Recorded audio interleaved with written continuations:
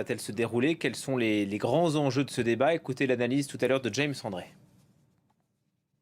Tout ça est très codifié, c'est des négociations entre les campagnes pour savoir quand on se voit, sur quelle chaîne, on le sait, ça fait l'objet de tractations. Et en l'occurrence, eh bien, pour l'instant, il n'y a un accord que sur un débat, celui auquel nous allons assister cette nuit ici et ce soir là-bas. Avec un enjeu énorme qui pourrait peut-être faire basculer l'élection.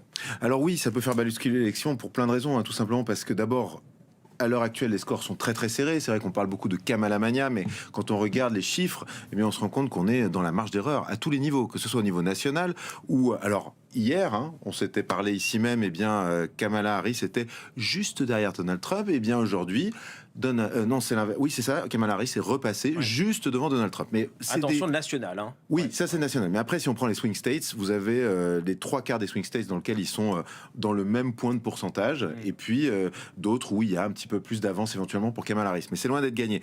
C'est la première fois qu'ils vont se rencontrer en chair et en os. C'est évidemment un moment hyper important, notamment pour Kamala Harris, parce que ça va être la première fois qu'elle a une contradiction directe avec son adversaire politique sur un plateau de télévision. C'est la même chose dans l'autre sens, mais les Américains connaissent bien sûr beaucoup mieux Donald Trump. Et l'enjeu, c'est que tout simplement, ça peut être un moment où eh bien, ces undecided voters, c'est-à-dire ces électeurs indécis, vont se faire une idée, et on s'attend à ce que ce soit extrêmement